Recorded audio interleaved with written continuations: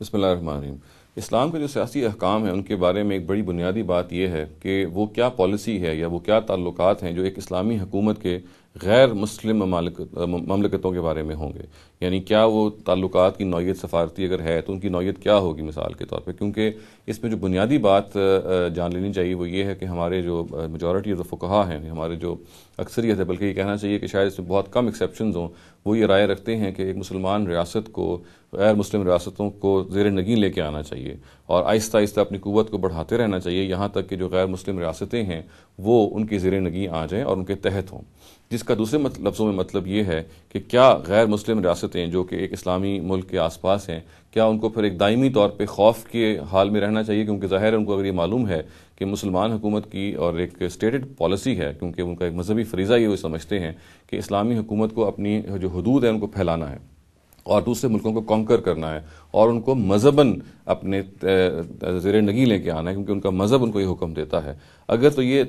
تعبیر ہے تو پھر ظاہر ہے کہ اس کے بارے میں پھر مسلمان حکومتوں کے غیر مسلم حکومتوں سے کوئی تعلقات جیسے بھی ہوں گے وہ کشیدہ ہی رہیں گے۔ اس کی وجہ یہ ہے کہ ایک غیر مسلم حکومت کی پھر یہ کوشش ہوگی کہ مسلمان حکومتیں کبھی بھی اس جگہ پہ نہ پہنچیں کہ وہ اتنی طاقتور ہو جائیں کہ وہ ان کو زیر نگین لے کے آئیں، اس لیے کہ وہ ظاہر ہے کہ ان کو یہ خیال ہے کہ یہ ان کے اپنے مذہب کا حکم ہے، تو جب بھی وہ اس حکم کو اوبے کرنے، اس پر کاربند ہونے کے قابل ہوں گے تو وہ یہ کام کر ڈالیں گے۔ چنانچہ اس میں ایک بنیادی سوال یہ پیدا ہوتا ہے کہ کیا ایک غیر اسلامی حکومت جو مسلمان حکومتوں کے آس پاس ایگزسٹ کرتی ہے، یعنی غیر اسلامی جو ممالک ایگزسٹ کرتے ہیں، تو پھر ان کے ساتھ کس طریقے سے اچھے تعلقات استوار کیے جا سکتے ہیں؟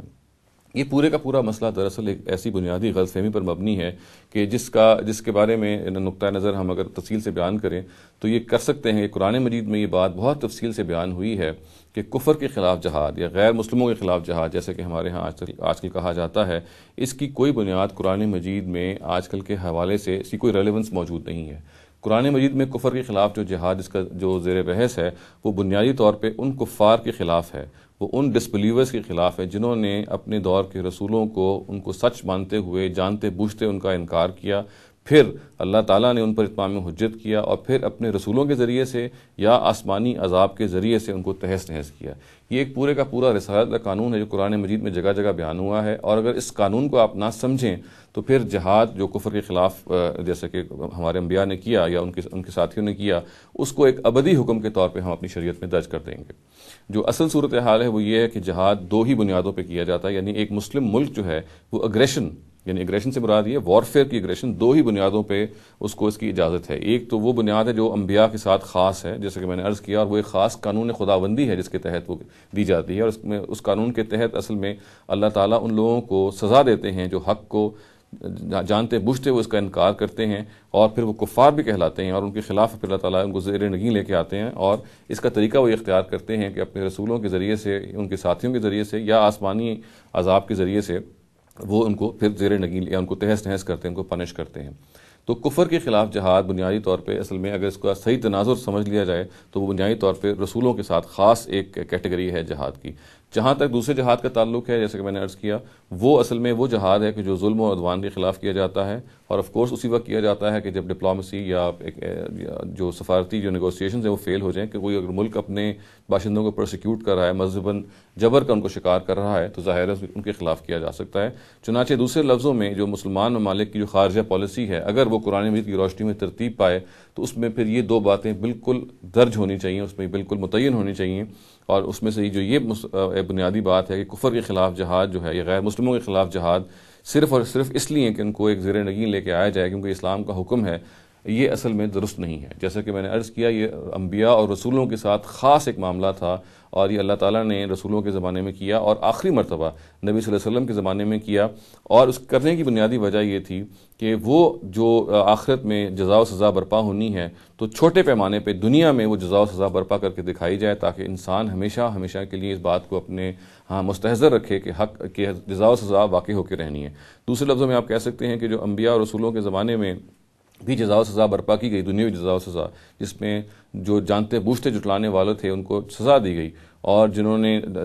سچ کو سچ مانا ان کو جزا دی گئی، یہ اصل میں یہ اس لیے کیا گیا کہ وہ آخرت میں جو جزا و سزا ہونی ہے اس کی یاد دہانی کے طور پہ اس کو دنیا میں کر کے دکھا دیا جائے تاکہ انسان اس اخروی جزا و سزا سے کبھی غافل نہ رہے۔ یہ ایک پورے کا پورا قانون ہے، یہ ایک سنت اللہ ہے جو اللہ تعالیٰ نے قرآن مجید میں بیان کی، اس کا عمومی قانون سے یا عمومی شریعت سے کوئی تعلق نہیں ہے۔ ایک اسلامی ریاست جو ہے وہ اپنے آس پاس کے جو غیر مسلم ممالک ہیں، اس کی جو خارجہ پالیسی ہے اس کے اندر یہ بالکل واضح ہونا چاہیے کہ مذہب کی بنیاد پہ ان کو ان سے یعنی ان کو زیر نگی لانے کا کوئی اختیار اب نہیں دیا گیا اسلام نے۔ اسلام نے اگر ان کو ایگریشن کا اختیار کسی موقع پہ دیا ہے اور جو اب بھی باقی ہے تو وہ صرف یہ ہے کہ اگر کسی اور ملک میں ظلم و عدوان ہو رہا ہو، زیادتی ہو رہی ہو، اور یہ ظاہر ہے یہ وہ چیز ہے جس کو ساری دنیا تسلیم کرتی ہے کہ اگر اس طرح کوئی دورہ ہو، اس طرح کوئی واقعہ ہو رہا ہو اور پھر طاقت بھی موجود ہو اس چیز کو کچلنے کے لیے، تو پھر ہی یہ ایگریشن جو ہے وہ روا رکھا جا سکتا ہے۔ ہم یہ خلاصتاً کہہ سکتے ہیں کہ غیر اسلامی ممالک جو کہ ایک مسلمان مملکت کے آس پاس رہتے ہیں ان کو اسلام سے کوئی خائف نہیں ہونا چاہیے اگر وہ اس پورے کانسیپٹ کو سمجھ لیں، اور مسلمان خاص طور سے سمجھ لیں۔ یعنی مسلمانوں کو اصل میں بنیادی طور پہ جس چیز کا لمبردار ہونا چاہیے وہ یہ ہے کہ وہ اپنے آس پاس کی جو غیر مسلم اقوام، غیر مسلم ملتیں، غیر مسلم ممالک جو ان کے پاس بس رہے ہیں ان کے ساتھ وہ دوستانہ تعلقات اختیار کریں اور کبھی ان کو سیٹن نہ کریں، کبھی ان کو یہ ڈرائیں نہ کہ انہوں نے ان کو مذہباً چونکہ ان کا حکم یہ دیا گیا ہے کہ ان کو زیر نگین لے کے آئے، اس لیے کہ ان کو یہ سمجھ لینا چاہیے کہ یہ جو حکم دیا گیا تھا یہ دراصل اللہ تعالیٰ کے رسولوں کے ساتھ ایک خاص معاملہ تھا جو کہ اللہ تعالیٰ کے آخری رسول کے زمانے میں آخری مرتبہ ہوا، اور اب اس کی دوبارہ ہونے کا کوئی امکان اس لیے نہیں ہے کہ یہ انہی کے ساتھ ایک خاص تھا۔ اب جو مسلمان ممالک ہیں ان کو، جیسے میں نے عرض کیا، ان کو اپنے آس پاس کے ارد گرد کے ممالک جو غیر مسلم ممالک ہیں ان سے اچھے اور عمدہ سفارتی تعلقات قائم رکھنے چاہیے، اور ان کو یہ بات بتا دینی چاہیے اگر وہ اس کانسیپٹ پہ کلیئر ہو جاتے ہیں کہ اسلام کے نام پہ کوئی جنگ نہیں کی جاتی ہے، نہ کی جائے گی آئندہ سے۔ اگر کوئی اگریشن ایک مسلمان مملکت کو کرنا ہے تو صرف ظلم، عدوان، ظلم اور زیادتی کے خلاف کرنا ہے، جو کسی بھی ملک میں، خواہ وہ مسلمان ملک ہو خواہ وہ غیر مسلم ملک ہو، اگر اس نے وہ روا رکھی ہوئی ہے اور پھر اس کے پاس طاقت بھی ہے تو پھر اس کے خلاف کی جا سکتی ہے۔ اقول قولی ھذا واستغفر اللہ لی ولکم ولسائر المسلمین والمسلمات۔